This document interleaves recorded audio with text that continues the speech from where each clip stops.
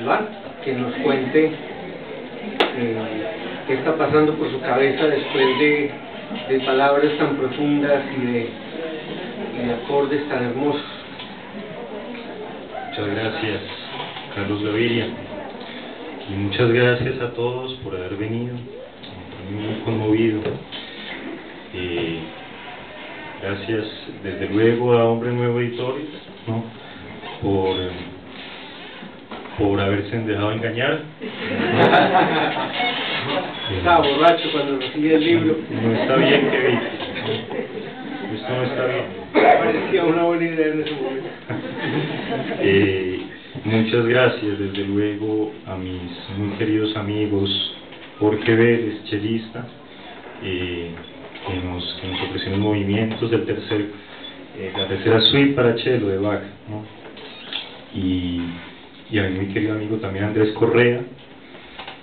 Y bueno, eso comienzan siendo unas variaciones de un discurso tan elocuente y de discursos tan elocuentes como los que ofreció Alberto Guzmán, ¿no?, también mi muy querido amigo y maestro, que le agradezco esta noche, y a mi amigo y hermano de mi padre y amigo de mi padre, Medardo Arias. No sé qué fue más elocuente,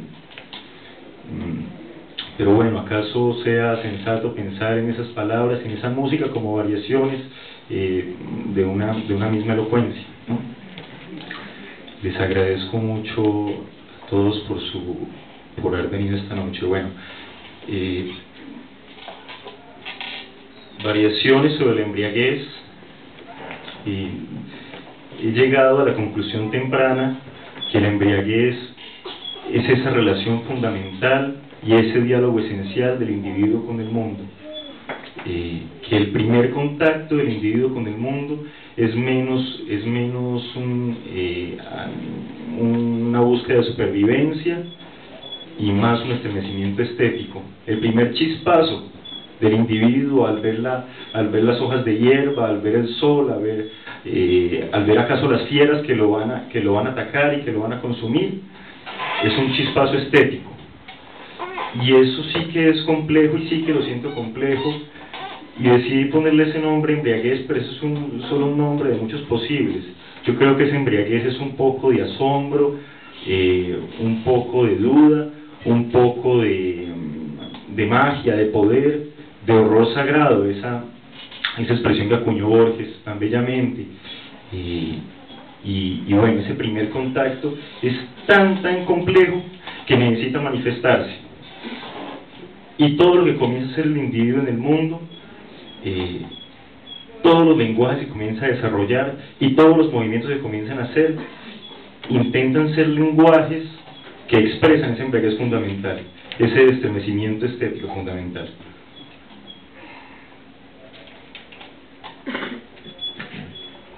Creo entonces que antes de la música, antes de la poesía, antes de la literatura, antes de la danza y del cine y de la fotografía, hay unas artes esenciales, que son los primeros actos del ser humano en el mundo, ¿no? El primer movimiento, el primer roce, el primer grito, el primer fonema. Y creo mucho en esa frase del poeta Herbert Reed, que dice que toda palabra fue alguna vez una obra de arte original.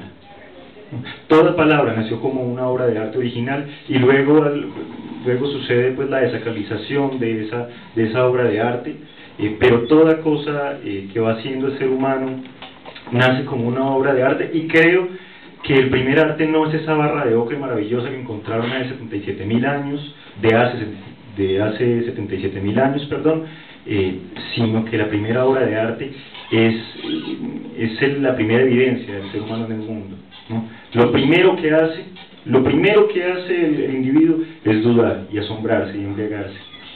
Entonces, bueno, y luego se desarrollan esas artes, no sé si más felices o menos felices que las primeras, que son las que aceptamos hoy como bellas artes.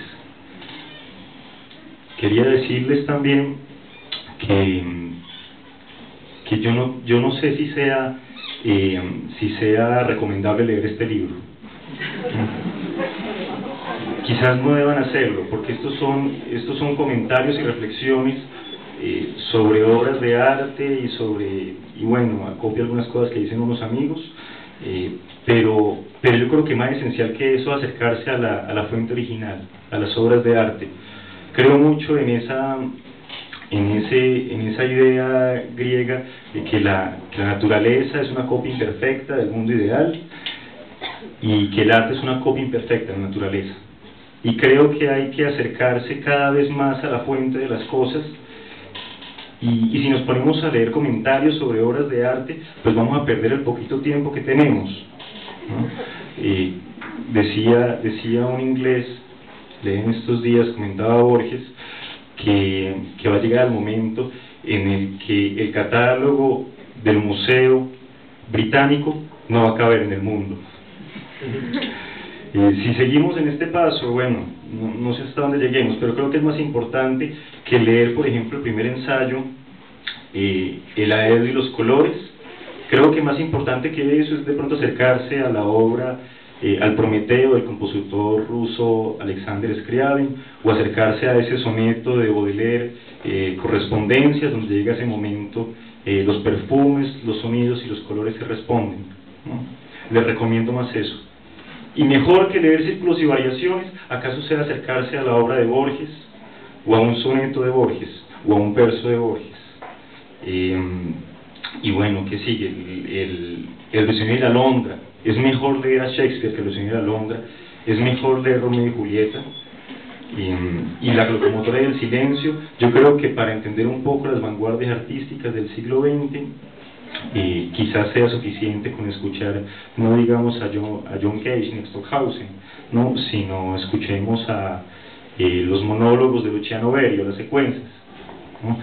Y mejor que leer ese ensayo terrible, Irás errante por las soledades, será mejor acercarse a uno de los Faustos fundamentales, ¿no? Acaso a uno de los cuentos no digamos a Thomas Mann o a Goethe, sino a uno de los cuentos de Paul Valéry. Yo creo que eso estará mejor. Pero entonces, siguiendo la secuencia, ¿acaso mejor que acercarse a esas obras de arte sea acercarse a la fuente de esas obras de arte, ¿no? Sea acercarse a la copia más perfecta, que sería, bueno, el mundo que está allá afuera? Algo de eso intento argumentar en este libro, ¿no?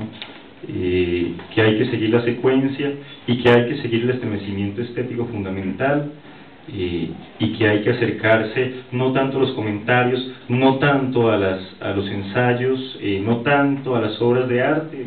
Bueno, acerquémonos ahora al mundo mejor.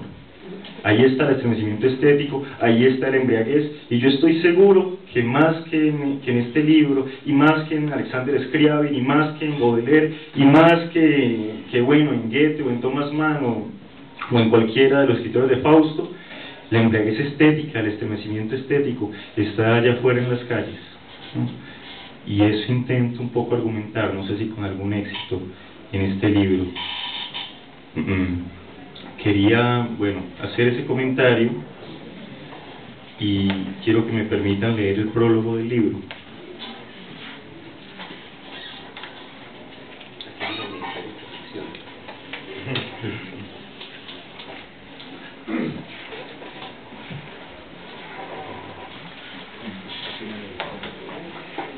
Tiene un título muy elocuente, algunas palabras.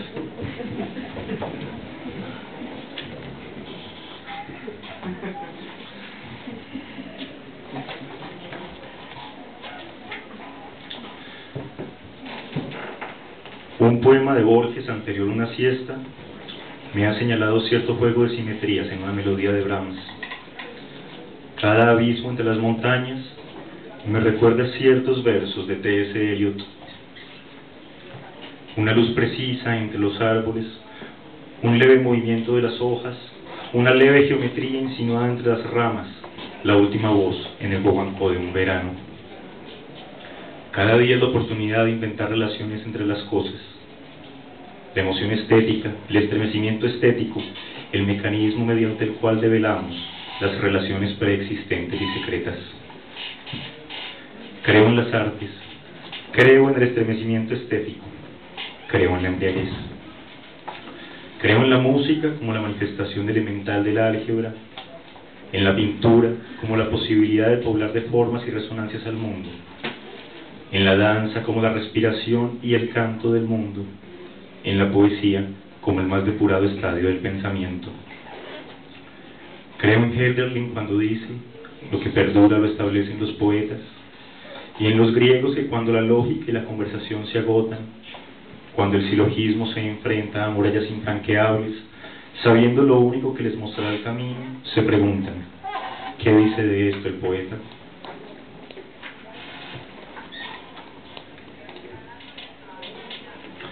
El ensayo es el género del pensamiento, pero también de la intimidad, de la reflexión, la duda, la curiosidad y el asombro.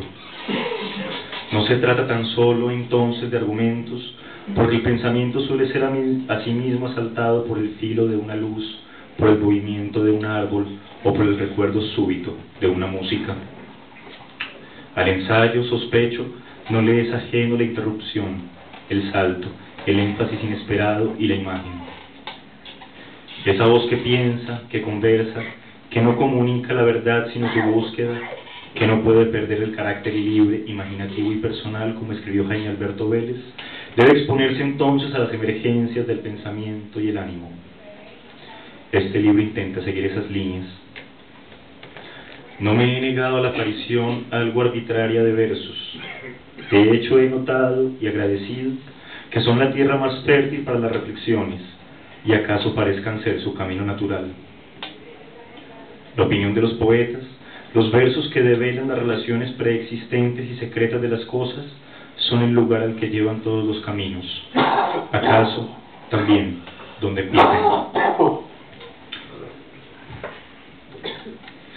A la hora de componer este libro de ensayos, me asalta la tremenda evidencia de que las preguntas acá planteadas no entrañan ninguna novedad, que de hecho son preguntas viejísimas, preguntas que muchos han honrado con un estudio minucioso, sincero, incansable, y de las que han sacado conclusiones desde luego más afortunadas. El Mefistófeles de Goethe dice: ¿quién puede pensar cosa alguna disparatada o razonable que no hayan pensado ya nuestros antecesores? Pero también suelo pensar en el deber que tenemos todos de hacernos las mismas preguntas fundamentales, de interrogar los mismos abismos, los mismos asombros, la misma lluvia y el mismo sol. Todos vivimos de las obras del gran festín de Homero, escribió Esquilo, quien por una trivialidad, el tiempo, nunca leyó a Shakespeare, nunca leyó a Borges. Estos ensayos que abundan quizás fatalmente en enumeraciones, y donde el argumento lógico parece subordinarse a las aventuras del reflejo, la simetría y la repetición, son conscientes de ser viejas preguntas. El ave y los colores, el ensayo que abre el libro, indaga el viejo supuesto de la correspondencia de las artes, de un origen, un desarrollo y un destino común. Círculos y variaciones sobre el eterno retorno y la conjetura del teatro dentro del teatro parecen menos un aplicado raciocinio que un divertimento metafísico, un plagio más a Borges. El ruiseñor y la longa, inspirado por un diálogo de Romeo y Julieta en el balcón sobre el jardín de los Capuleto, sostiene que la apreciación estética es hija de la memoria y el deseo, y que los fulgores reales de la obra de arte nos están vedados. La locomotora y el silencio reflexiona sobre el diálogo entre el arte, la tecnología y la cultura del siglo XX, las vanguardias que nacieron entre un mundo que se desmoronaba, la crisis recíproca de los lenguajes artísticos y del clima mental. El último ensayo, irá errante por las soledades, que habla de la soledad como una suerte de embriaguez, y que gira alrededor de Leonardo da Vinci, Goethe y Hölderlin, es una interrogación del inquietante mito de Fausto, ese mito que se ha apoderado de la imaginación de las generaciones y que ilustra los desafíos del artista creador.